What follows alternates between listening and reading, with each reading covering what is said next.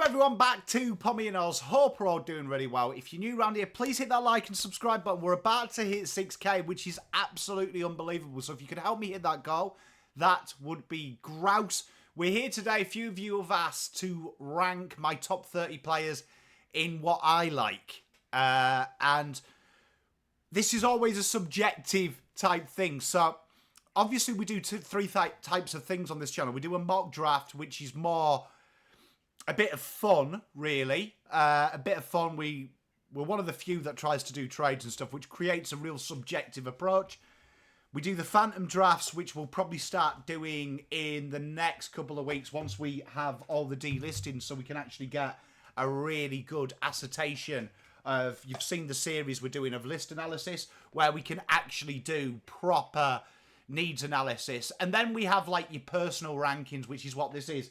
And to explain that, if I was a list manager, I'm kind of a high floor type of guy.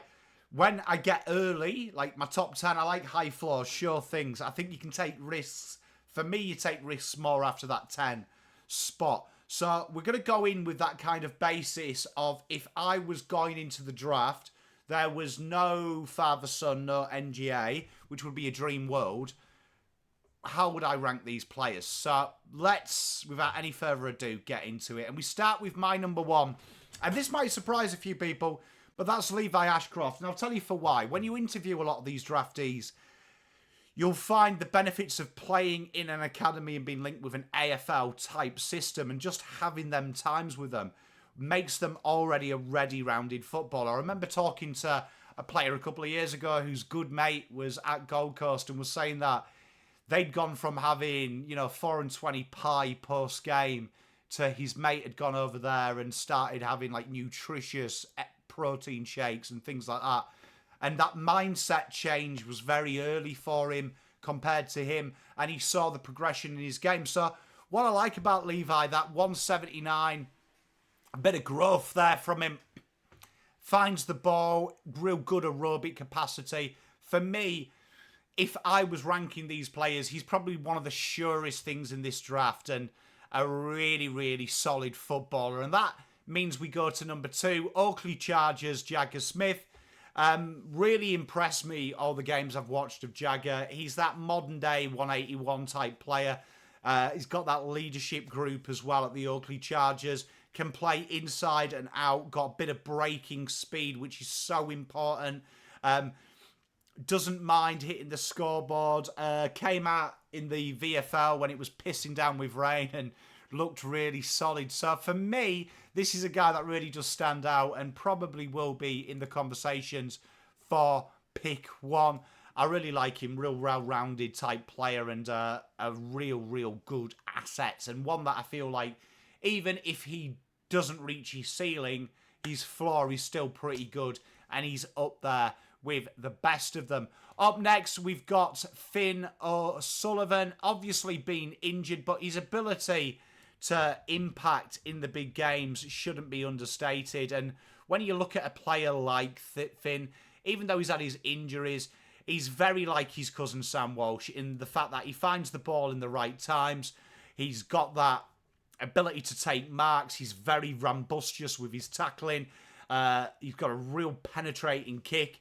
And he can also hit the scoreboard as when he needs to. He's shown that playing against men in the VFL as well, that he's very accomplished. So definitely one of the players that were in the top 3.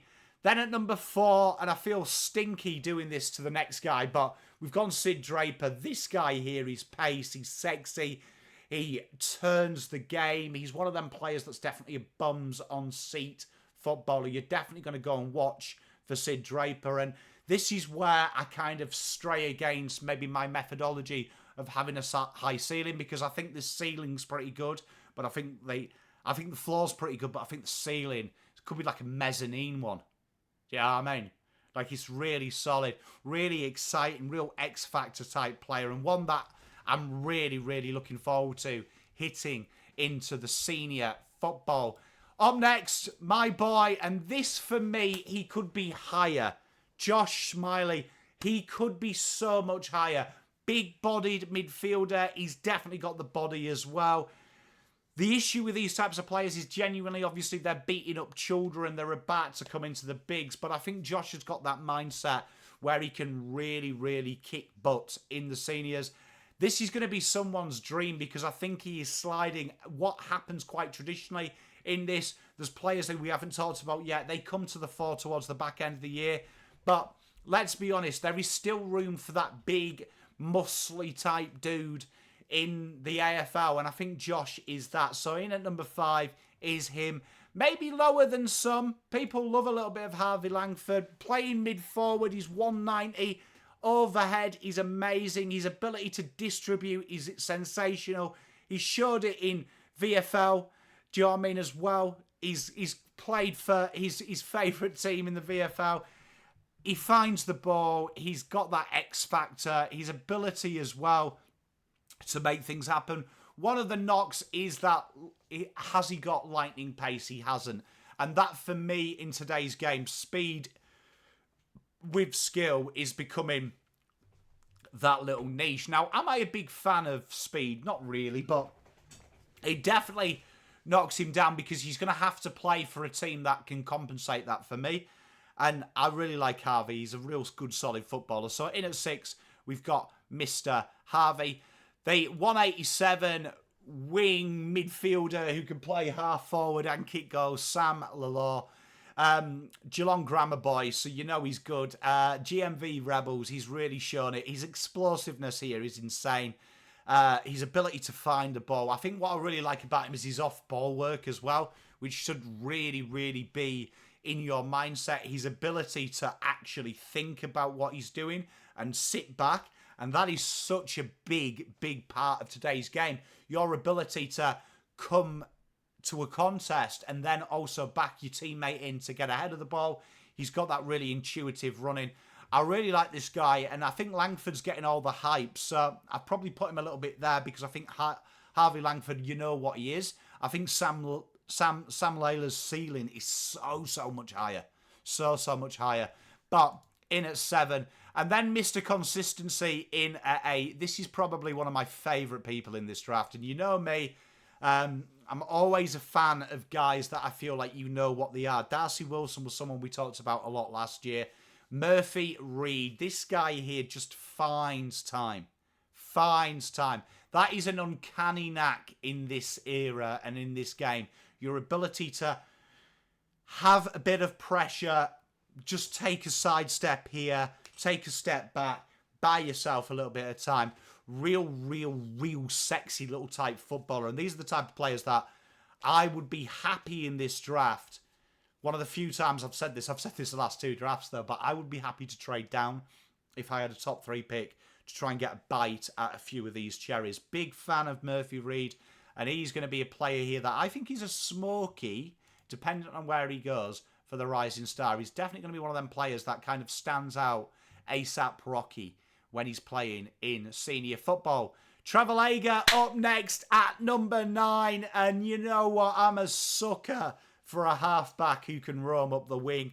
Every year I froth someone. We've had Ollie Hollands, who was like half forward, played predominantly wing, could slot half forward, has become a halfback, as we suggested in our draft previews. And it's fascinating. We've got him in at 9. We've been talking about Dan Houston. I'd never pay pick 11. This is why.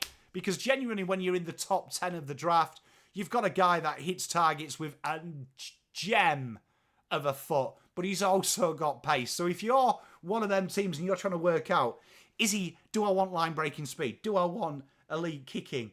Do I want intercept marking? This is it. And Toby Trevelyager, this is like a Lockie Cowan pick for me, someone I'm really excited about. If he was Tasmanian, this guy would be 28. In the pick 28 because of the Tassie tax. I love what this guy does. And when he's played up the wing as well, that boot of his is really, really sexy. Big fan of Toby in at 9. In at 10, we've got a guy that is, for me, pure sex appeal. 178, Leonardo Lombard. I like this guy. Like medalist with his mate Harvey. This guy's got X Factor, man. This guy's got X Factor. He's somewhere between, like, a cross between Jake Rogers and Tuck Miller. He's got that ability to just tackle, break lines. And 178 probably is one of his knocks. He's going to have to really fill that body out to get into AFL, but I like this kid. This kid's got something. He's got that X factor. He's got that je ne sais quoi, as they say back in France. So I'm a big fan of him. He is in at 10.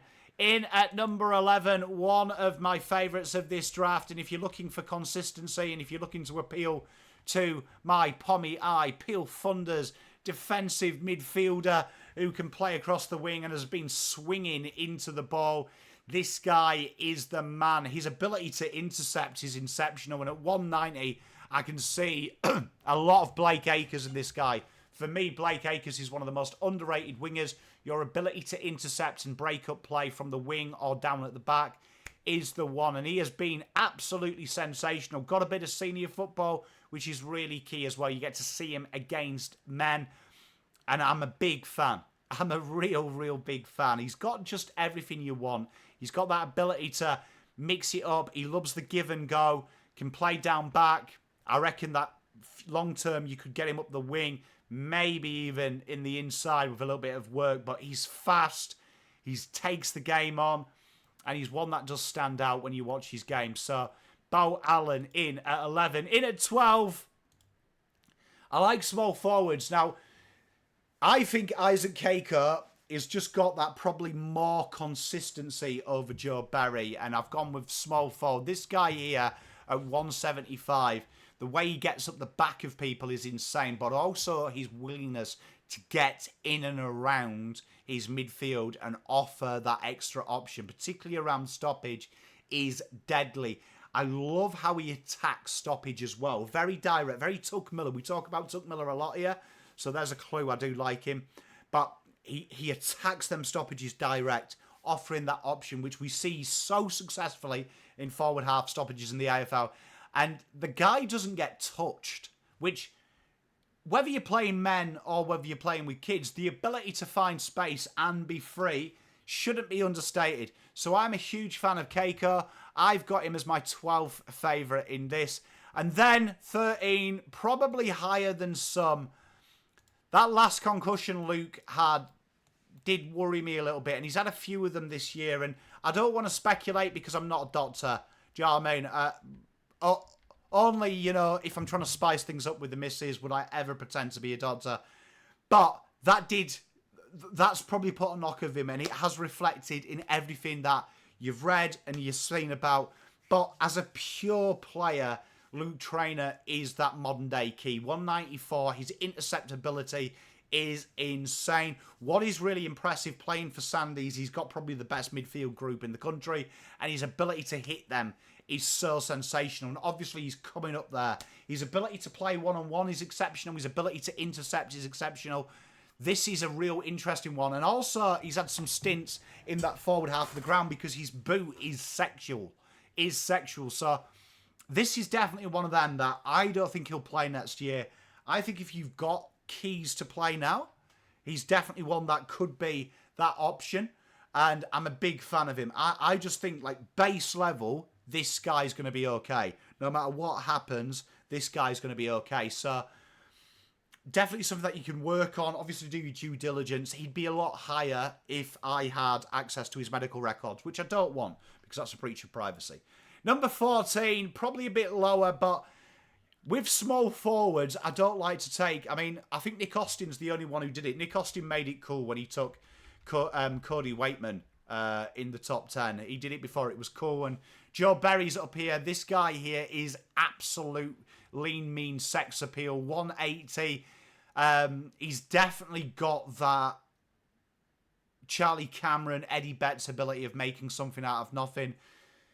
This is someone that I would love my Blue Boys to take because I think he is the thing that you don't have. And he's only had 2 goalless games all of 2024. Fast, quick, incredibly good on the ball, high football IQ. Should never be understated, football IQ. This is someone that if you've got that defensive pressure type player, he's a ready-made player for round 1 because you just basically say to him, mate, look, just hang about in the forward pocket, kick some snags, have a bit of laugh. We love you. And I'm a big, big fan. Up next, this is where the keys start to come in now. Alex Tyrou. This guy, 194, seeing him just fly up the back of people is insane. He flies like he's a small forward. He's got great endurance as well. And the scope of his game from the early doors to the end of Gippsland has been phenomenal. He's really starting as well to really work on his kicking action. That's starting to show. But big, strong, rambustious, and 194 with that kind of aerial ability of a player that's like 189, 190 shouldn't be understated. A really good project. Someone that you can bring in and play from the third. And we have seen interceptors becoming so niche now from the third position in the forward, and they're starting to get taller. We've seen players like Lever and Petty play that third in Melbourne's winning year. So I'm a huge fan of this kid. Keep a lookout, because this is one of them ones that I find hard to place. Because I could have him in the 20s, I could have him in the 10s, I could have him in the teens. So this is a really exciting one. Key forward up next. And this was really tough because we've kind of gone with two in a row. I'm going to put Harry Armstrong just for his back end and the fact that he's, you know, sexy when he does it. Very Harry Mackay with him, the way that he bursts. Sometimes he looks like he's out of position, and then that burst speed and that first 2 meters helps him out. And this would be a fantastic... I feel like Harry is ready to play now, because if you had a big key, you can play him off the second type player. If you have like a 24, 25-year-old key forward who's been there and done it, this is the perfect opportunity. Like you see what GWS did with Cadman, makes sense, because I think how he suits the game at 195 really helps him out. Got a really, really nice kick as well, and we are a form-based game, so this probably was why I put him over Job Shanahan, who incidentally is number 17. Number 17 in this. I'm a big fan, right? This guy here, you've got Harry Mackay's mobility and Harry Armstrong. His aerial prowess is Shanahan. He's really good, though, at working up the ground and getting his other smalls in, which is really impressive. Big growth in his game for me as well. His ability to bring the ball down to ground, which shouldn't be understated for me.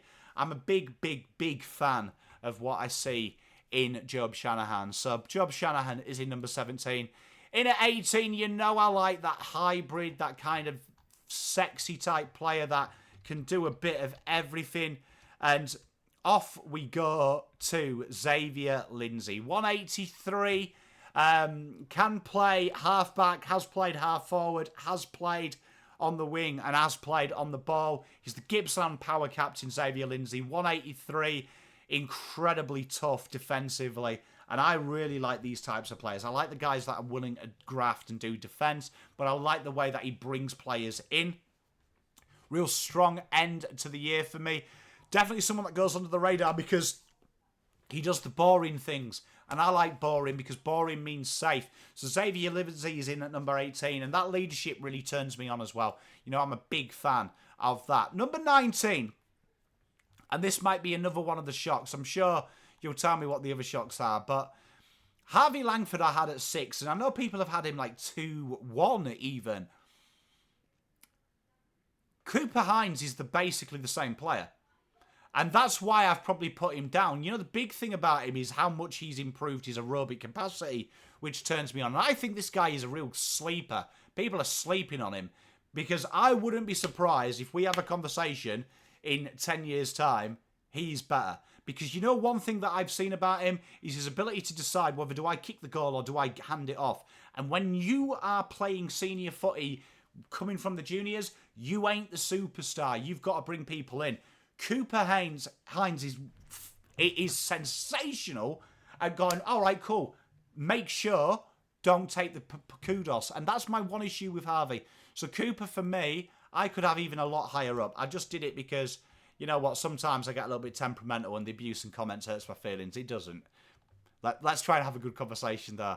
Up next, and feel like he's sliding, and this is just more because of the role he plays combined with the injuries, combined with sometimes he's a little bit loose, right?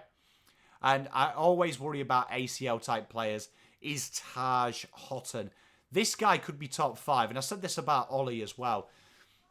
But his ability is absolutely game-breaking. But I do feel I wouldn't be doing a service if I didn't change it. His ability here is he's got a very Mateus Philippou type graduation for me, where it's going to be nice and slowly catch a monkey, then bring him in. Incredibly fast, good aerially, great user of the ball, can make things happen in a blink of an eye.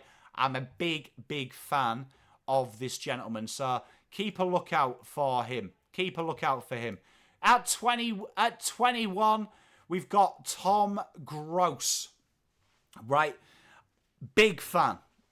Big, big fan. The fact that he's so rambustious in the contest, and he can kick goals, and he can play half forward, and he can play on the ball, shouldn't be understated. I think people are sleeping on Tom, and he hasn't had that sensational year, but this guy is willing to get up in people's faces, and I feel he's going to be like, he's like your, how do I say this without sounding mean? You know when you go to like a second shop, I don't know, I'm trying to think of a name of, I don't want to say the reject shop because that sounds hard, but you know like where you can buy the full brand stuff, but then there's like a little chip in the box, and you can get it for like $10 less. I feel like you've got Jason Horne-Francis here in Tom Gross, and I mean Tom Gross, and I mean that within like the love way. I'm not saying he's a reject.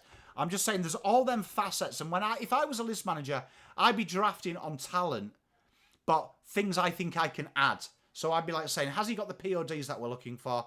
There is natural skill set. Can we add to it? I'm doing it straight away. I'm a big fan of him. This kid will be sensational. This kid will be sensational in the right system. In at 22, and maybe a little bit lower for others, is Sam Marshall. Now, phenomenal back end of the year. Best on ground. He was sensational in the finals. I think he'll go earlier because I'm really hoping the AFL look at Brisbane and go, Brisbane are taking the pina colada with our NGAs and father sons.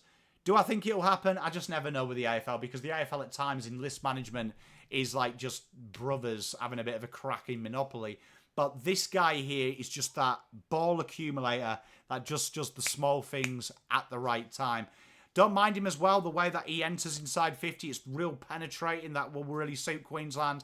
I'm a big fan of Sam Marshall. He's a ready-made footballer. He's got all the assets and the big ones. Up next, Jesse Tatoli. I'm huge on this kid. This kid plays ball the way I like. Whether it's outside, whether it's forward. But the big thing is, he is Mr. Conduit footballer. The way that he links the midfield with his full forward line shouldn't be understated. He's got the craft when he's playing forward. Bit of burst through the middle as well, which I really like. This guy here gives me vibes a little bit of, he could be like that Cody Waitman type player. I'm a big fan of the Tall Dog. Real solid little footballer. I'm a big, big fan. Up next, we've got Ollie Hannaford. This guy has come from nowhere, and a lot of the other YouTubers that do it, they're big fans of him too. And I can see why. This guy has got some real nice little bits of spurts of what he does. Particularly in the grand final, you really did see it. His work rate shouldn't be understated, but more importantly, what he looks to do is his big moments. And this is something that's really shown out in the back end of the season. His ability with his run and carry when the game is on the line to have the chutzpah to take the game on should never be understated. So I really like this. He's a really good, solid pick. 25, we're going with Jonty Fall. Now, why Jonty Fall really turned me on is even though he was scoreless in the finals, right, and that should be worth noting, was how hard he worked to bring the ball down and never give up. And that is a big thing, right? That's a big thing for me when I look at these players. How do you react when the game isn't going your way? And when you're the size of him and when you have the ability of him, it's so understated to do that. 195, winning the one-on-ones, leading to the pocket is really important for me. So number 25, real good project up there. Christian Morales is up next, 26. This guy slid down. This is a top 10 player that's had a little bit of a form dip and probably been overtaken. I think there's some chance here that you might see him play half forward as the years go on. His ability to find space because of his basketball background shouldn't be understated. He's got X factor. Sometimes his kicking can leave a little bit to desired. It has to be truthful there. We're not going to lie to you. But I'm a huge fan. There is definitely something in what he does. And his ability against some of the big clubs in this league shouldn't be understated. He's really shown that. Up next, we've got the Whitlock brothers in at 27 and 28. Now, this might be quite low. It's more that this is going to be definitely one of them that you wait for 5 years and you wait to really look what it is. He's definitely not ready now, but he's got that scope for it. And it's like that ruck forward. It takes a while to develop. At 200 centimetres, though, incredible in the air, but definitely a slow burn. And when we look at 28, Matt Whitlock playing more down back, I probably prefer this signing, in my opinion, Matt Whitlock, than I do Jack Whitlock. But both of them incredibly athletic, both of them incredibly raw, and have got real high ceilings. If we were picking this on ceilings, I'd definitely have them closer to the 10 than where they are now. In at 29, I'm a big fan of this kid, but I still, for me, I'm very reluctant with Rook's early doors. He's rising up late, but that does concern me as if I was recruiting. He's Alex Dodson, South Australian. This guy here covers the ground well. He's that modern day player. For me, this isn't a this isn't a draft I'm looking at Rooks day one, but definitely someone I'd see. Definitely really kicked on towards the end of the year. He's big, he's strong, he's got that mobility, and he's definitely one of them players that you definitely have a look at. I'm a big fan. Feel like he's 4 or 5 years away, though, for me. So this is definitely one that if I've got a 28-year-old Rook, I'm looking at and saying, can he learn it and do it? Gone are the days we see Rooks like Matt Cruiser come into this. So for me, I think it's hard unless they are a guaranteed Brody Kemp. They have a second role that I could maybe hide them in. I'm not a fan. And then finishing it off, Noah Mraz. Big fan. Every time I hear him, I have, today I don't feel like doing anything. And for me, this is ceiling. This is ceiling pick here. Because at 198, he can go one-on-one. He can also intercept.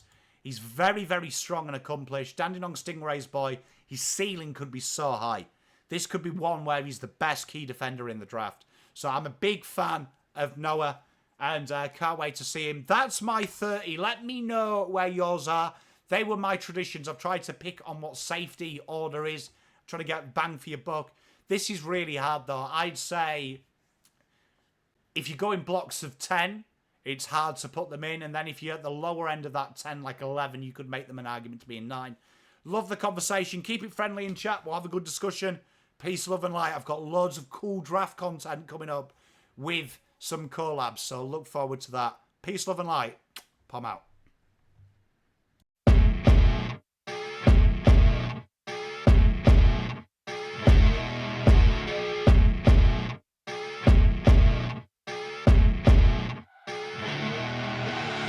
I see her rolling up, Uber black Cadillac, high heel boots and a sexy body full of tats. Baby's bad, oh baby's hella bad.